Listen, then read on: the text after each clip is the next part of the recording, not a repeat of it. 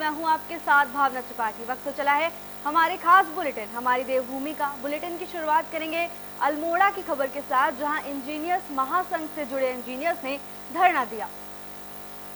हड़ताल के दूसरे दिन इंजीनियर्स ने शक्ति सदन में धरना प्रदर्शन किया। इस दौरान उन्होंने प्रदेश सरकार के खिलाफ जमकर नारेबाजी की। महासंघ के मंडलीय अध्यक्ष सुरेश सिंह डंगवाल ने कहा कि महासंघ की सीएम पुष्कर सिंह धामी से बात हुई थी, जिसमें सीएम ने सभी समस्याओं के समाधान का आश्वासन दिया था, लेकिन 7 महीने बीत जाने के बाद भी मांगों पर कोई कार्रवाई नहीं हुई। डंगवाल ने बताया कि इंजीनियर्स के हड़ताल में जाने से कई सरकारी विभागों के काम ठप हो चुके हैं। पूर्व में हमारी जो पूर्व से ही हड़ताल चल रही है, उसके तहत में पूर्व में हमारे जब जून में माननीय मुख्यमंत्री जी से वार्ता हुई थी, उनके द्वारा कहा गया था कि आप अपनी हड़ताल को वापस ले लीजिए और हम जो भी आपकी समस्याएं हैं उनको हम तुरंत समाधान कराएंगे। लेकिन उसके बाद भी 7 महीने व्यतीत होने के बाद भी शासन में लगातार हमारी बैठकें हो रही हैं। उसके बाद भी एक शासन द्वारा एक कार्यवृत्तता कुछ उन बैठकों का अभी तक नहीं निकाला गया है। इससे कहीं न कहीं हमारा डिप्लोमेट महासंघ के सदस्य आहत हुए हैं और जब तक ये हमारी मांगों पर कोई शासनादेश नहीं होता तब तक हम यहाँ पे बैठे रहेंगे और पीछे हटने वाले हम नहीं हैं। शासन द्वारा बार बार हमें एस्मा इस टाइप की भी धमकियाँ दी जा रही है, लेकिन हमारा प्रांत नेतृत्व तो इसमें काफ़ी सक्षम है और हम लोग अपने कार्य को छोड़ के यहाँ पे बैठे हुए हैं। जब तक हमारी मांगें पूरी नहीं होंगी हम तब तक पीछे हटने वाले नहीं हैं। पूर्व में हमारी जो पूर्व से ही हड़ताल चल। बुलेटिन में आगे बढ़ेंगे देहरादून की खबर के साथ, जहां इन्वेस्टर्स समिट के लिए तैयारियां जोरों शोरों से की जा रही हैं। पूरे शहर में साज सजावट का काम जोरों शोरों से चल रहा है। एमडीडीए उपाध्यक्ष बंशीधर तिवारी ने बताया कि हमारी पहली प्राथमिकता यही है कि दिसंबर में होने वाले ग्लोबल इन्वेस्टर्स समिट के लिए राजधानी को सजाया जाए। इसके लिए 13 ऐसे मुख्य मार्गों को चिन्हित किया गया है जहां पर साज सजावट की जा रही है। नहीं, देखिए, अभी मुख्य सचिव महोदय की अध्यक्षता में बैठक थी और जो हमारा इन्वेस्टर समिट होना है उसमें मेन इवेंट जो तैयारियां करनी है उसके लिए जो अलग अलग कमेटीज़ बनी हैं, वो चाहे इन्विटेशन की है, चाहे इवेंट की है, चाहे सौंदर्यीकरण की है, सारी समितियों की बैठक हुई थी। उसमें निर्देश दिए गए हैं कि जो भी काम करने हैं उसको समयबद्ध तरीके से पूरा कर लिया जाए। सौंदर्यीकरण का काम हम लोग प्राधिकरण से कर रहे हैं, उसमें भी हम और तेज़ी लाएंगे ताकि अगले 5-6 दिनों में हम लोग उसको कंप्लीट कर लेंगे। ऐसे देखिए, मुख्य जो देहरादून के मार्ग हैं, 13 सड़कें, वो लगभग सभी हमने ले ली हैं। जौलीग्रांट से आते समय या रायपुर की है या जो हमारा प्रिंस चौक का है, राजपुर रोड है, सारी रोड जितनी मुख्य सड़क। बुलेटिन में आगे बढ़ेंगे पौड़ी की खबर के साथ, जहां महाविद्यालय में सेमिनार का आयोजन किया गया। स्वास्थ्य विभाग की ओर से राजकीय महाविद्यालय कलजी खाल में विश्व एड्स दिवस पर जागरूकता कार्यक्रम का आयोजन किया गया। इस कार्यक्रम में राष्ट्रीय सेवा योजना इकाई की ओर से सेमिनार का आयोजन किया गया, जिसमें विद्यार्थियों को जानलेवा बीमारी एड्स के बारे में जानकारी और बचाव के तरीके बताए गए। इस मौके पर महाविद्यालय के प्राचार्य कुंज बिहारी श्रीवास्तव, डॉक्टर ऐश्वर्या आनंद और डॉक्टर्स मौजूद रहे। तो जैसे कि वर्ल्ड एड्स डे मनाया जाता है, तो उसके अंतर्गत हम कलजीगल ब्लॉक में डिग्री कॉलेज में आए थे, बच्चों से बात वगैरह भी करी। तो कहीं ना कहीं वो बात आज भी है कि बच्चे आज भी उस चीज को लेकर शर्माते हैं, वो बात खुल के नहीं बोल पाते। अगर उनकी अपनी समस्या है तो अपनी समस्या भी नहीं बता पाते हैं। खैर, हमारी तरफ से आज बच्चों को पूरी तरीके से जानकारी दी गई है, उन्हें समझाया गया है HIV क्या है, एड्स क्या है, बाकी इसका रोकथाम वगैरह जो भी है हम लोगों की तरफ से आज बच्चों को बताया गया है। आज 1 दिसंबर वर्ल्ड एड्स डे के उपलक्ष्य में हमें यहाँ पे बुलाया गया था। उसमें बच्चों को इसके बारे में बताया हमने कि कैसे ये चीज़ फैलती है, क्या इसके लक्षण होते हैं, हम इसको कैसे बचा सकते हैं। स्पेशली आज की यूथ जो है वो उस चीज़ को बताने से यहाँ पे आज भी संकोच करती है। तो उस चीज़ को लेके हमने यहाँ पे चर्चा की, बताया, उन्हें जागरूक करने की कोशिश की है। बहुत अच्छे तरह से हमारे कलजी खाल के चिकित्सा अधिकारी ऐश्वर्या राय जी और उनकी मैडम जो भी डेंटिस्ट हैं, दोनों लोग आए थे, वीडियो साहब आए थे। बहुत विस्तृत रूप से उन्होंने एड्स के बारे में बताया और बच्चों के अंदर जो झिझक थी उसको भी दूर करने का प्रयास किया।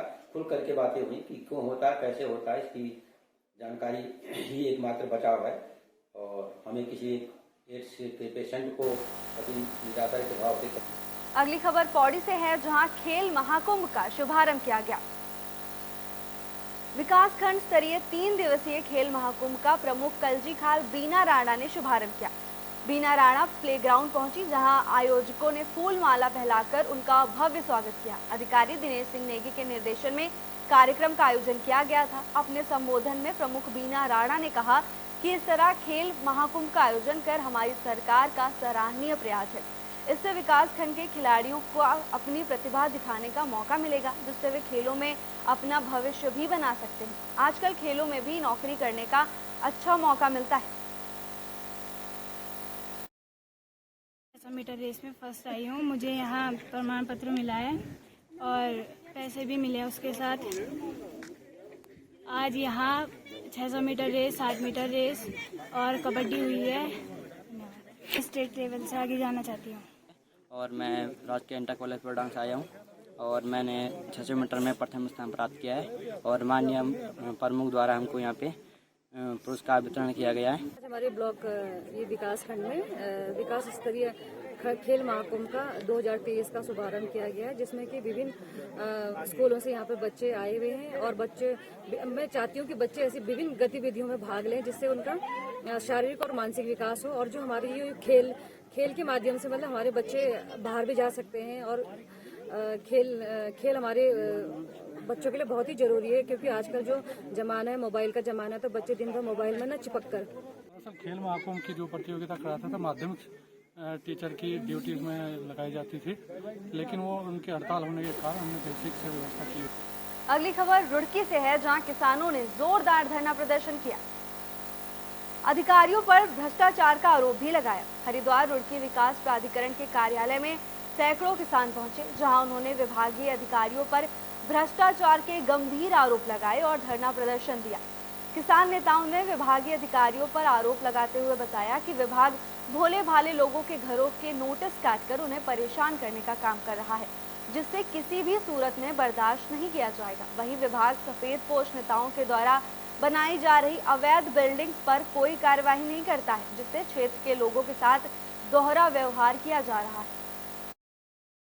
मोर्चे का सांकेतिक धरना एक दिन के लिए विकास प्राधिकरण रुड़की पर चल रहा था। इसमें मांग ये थी कि विकास प्राधिकरण किस बीमारी का नाम है, हमारे देहात के लोगों को तो इसका यही पता नहीं। यह देहात क्षेत्र में किसान कोई अपना छोटा मोटा काम कर रहा था, उसका नोटिस भेजकर परेशान करने का काम कर रहे हैं। हम इनसे पूछना ये चाह रहे हैं, जब देहात क्षेत्र में 1 रुपये का ये काम नहीं करा रहे, विकास 1 रुपये का नहीं करा रहे देहात में, कोई नाली, कोई खाड़ा, कोई नाला, कोई पुलिया, कोई सड़क इन्होंने विकास के नाम पर देहात में नहीं कराई, तो इनका क्या अधिकार है किसान को परेशान करने का। इतनी बड़ी आपदा आई, पूरा जल पड़ ले आया, हमारे सब सड़कें, नाली, पुलिया, नाले सब टूट गए। देखिए, इनका भ्रष्टाचार को आरोप नहीं है, मैं आपकी बात का खंडन करूंगा। इनका यह है कि नहीं तो लगाए अब जो बातें हुई होंगी जो, लेकिन मैं उनके बीच में बैठा हूं और बीच में बैठ के ऐसी कोई भ्रष्टाचार की बात नहीं आई है। दूसरी बात, उनका क्या है कि ग्रामीण क्षेत्रों में लोगों को परेशान किया जा रहा है, किया जा रहा है, तो मैंने उनको लिस्ट दे दी है कि जो शासनादेश से 112 गाँव हमारे इसमें कवर्ड होते हैं, तो उसके हिसाब से हम लोग कार्रवाई अमल में लाते हैं। और जो रेजिडेंशियल मामले हैं, अब तो हमने मोबाइल ऐप भी।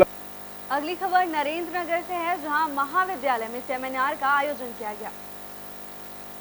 धर्मानंद उनियाल राजकीय महाविद्यालय में सेमिनार का आयोजन किया गया। इस सेमिनार में 18 साल के लोगों को निर्वाचन सूची में नाम दर्ज कराने के लिए जागरूक किया गया। इस दौरान सेमिनार के मुख्य वक्ता तहसीलदार अयोध्या प्रसाद उनियाल ने मताधिकार को लोकतंत्र की नींव बताया और सभी को मतदान की शपथ दिलाई। कार्यक्रम में प्राचार्य प्रोफेसर राजेश कुमार उभान और तमाम अधिकारी मौजूद रहे। इस बारे में जागरूकता गोष्ठी का आयोजन किया गया महाविद्यालय में, जिसमें महाविद्यालय के प्राचार्य के द्वारा और डॉक्टर दीपाली के द्वारा एड्स के बारे में काफ़ी कुछ बच्चों को बताया गया और उपस्थित सभागार में जितने भी लोग हैं सबको समझाया गया।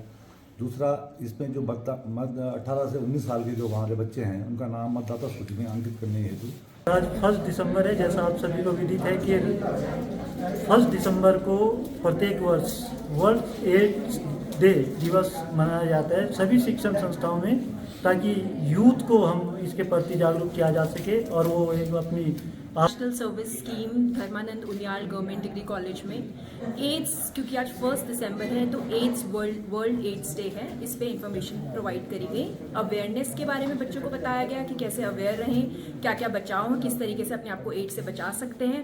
इलेक्शन कमीशन ऑफ इंडिया के अंतर्गत जो फ्लैगशिप प्रोग्राम हो रहा है स्वीप का, उसके अंतर्गत हमारे कॉलेज में इलेक्टोरल लिटरेसी क्लब के अंतर्गत मतदाता जागरूकता अभियान का आयोजन किया गया, जिसके अंतर्गत जो हमारे मुख्य अतिथि हैं श्री अयोध्या प्रसाद। अगली खबर कोटद्वार से है, जहां गब्बर सिंह नेगी अपने घर वापस सकुशल पहुंचे। सिलक्यारा टनल में फंसे उत्तराखंड गब्बर सिंह नेगी अपने घर कोटद्वार पहुंचे, जहां स्थानीय लोगों ने ढोल नगाड़ों के साथ उनका जोरदार स्वागत किया। इस दौरान उत्तराखंड विधानसभा अध्यक्ष ऋतु भूषण ने उनके आवास पर पहुंचकर उनको सम्मानित किया। इसके साथ ही उन्होंने उनके जज्बे और साहस की सराहना भी की। उन्होंने कहा कि उत्तरकाशी के सिलक्यारा सुरंग में फंसे 41 मजदूर 17 दिनों तक संघर्ष करते रहे, पल पल निराशा और आशा के बीच जूझते रहे। उनका जो वक्त वहां गुजरा शायद वो उसे कभी ना भूल पाए। इस सब के बीच ये सभी मजदूर गब्बर सिंह नेगी की जिंदा दिली की भी ताउम्र कायल रहेंगे। मैं बहुत ही खुश हूँ। एक तरफ जहाँ कोटद्वार में सिद्धबली बाबा जी का महोत्सव, वार्षिक महोत्सव मनाया जा रहा है और पूरा कोटद्वार आज ईश्वरमय हो रखा है। दूसरी तरफ हमारे उत्तराखंड का ही नहीं, हमारे भारत के जो हीरो हैं, सिलक्यारा के जो हीरो हैं हमारे गब्बर सिंह नेगी जी, उनके घर में निवास में पहुंची हूं और बहुत खुशी हुई उनको मिलकर। इतने पॉजिटिव व्यक्ति, उनसे बात करके हमें भी एक एनर्जी आई और जिस तरह से उन्होंने वहां पर सारी चीज़ों को समझा और बाकी बच्चों को जो 20 से बता रहे 20 साल के भी बच्चे वहाँ पर थे, उनका ध्यान रखा, मेंटली उनको स्ट्रांग रखा, वो बधाई के पात्र हैं। देवभूमि के हम लोग मजबूत तो होते ही हैं, शारीरिक रूप से भी और मेंटली भी, लेकिन जिस बुलेटिन में आगे बढ़ेंगे उत्तरकाशी की खबर के साथ, जहां मेले का आयोजन किया गया।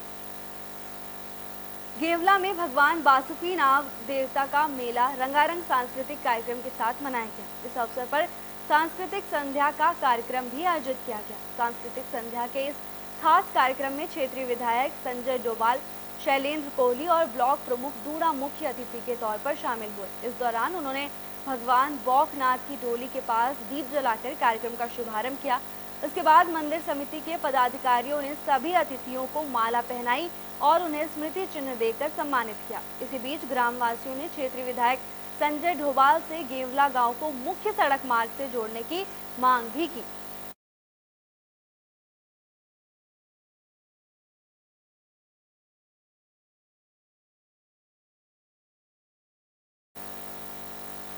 अगली खबर हरिद्वार से है, जहां जिला बैठक का आयोजन किया गया।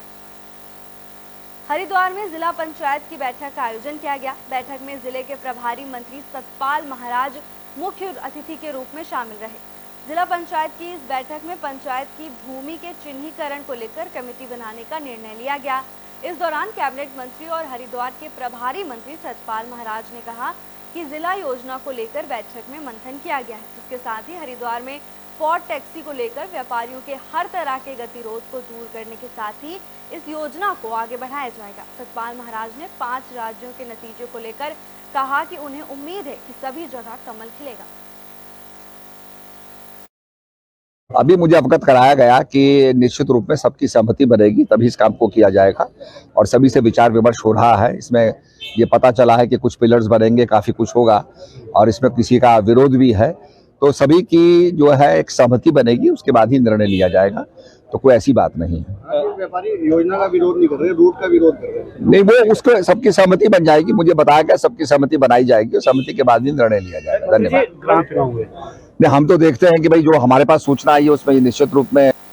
बुलेटिन के आखिर में बात उत्तरकाशी की, जहां वाहन चालकों को सड़क सुरक्षा को लेकर जागरूक किया गया।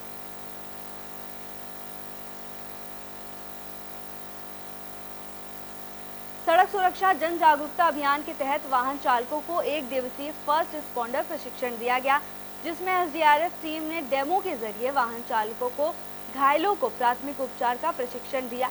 इसके साथ ही अग्निशमन की टीम ने प्रशिक्षण के दौरान वाहन में आग लगने की स्थिति में आग पर काबू पाने के तरीके भी बताए।